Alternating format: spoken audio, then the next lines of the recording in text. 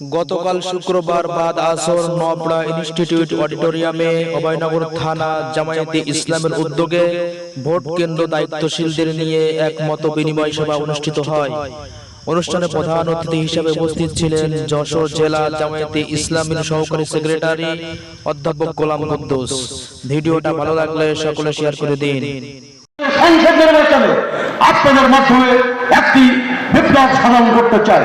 সংগ্রামী ভাইয়েরা, আপনারা যদি সেই বীর খালেদের মতন গর্জে ওঠেন তাহলে কেবলমাত্র সম্ভব এদেশের মানুষের বাস্তব পরিবর্তন ঘটানো সম্ভব।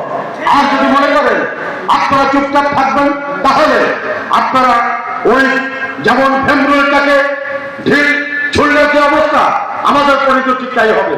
আপনারা নীতিমধ্যে আপনারা জেনেছেন বা বুঝেছেন আমাদের প্রতিবেশী রাষ্ট্র ভারতীয় চরেরা রয়েরা তারা এদেশটা আগ্রাসন করবার জন্য নানাবিধ ফন্দি ফিকির তারা এঁটেছে।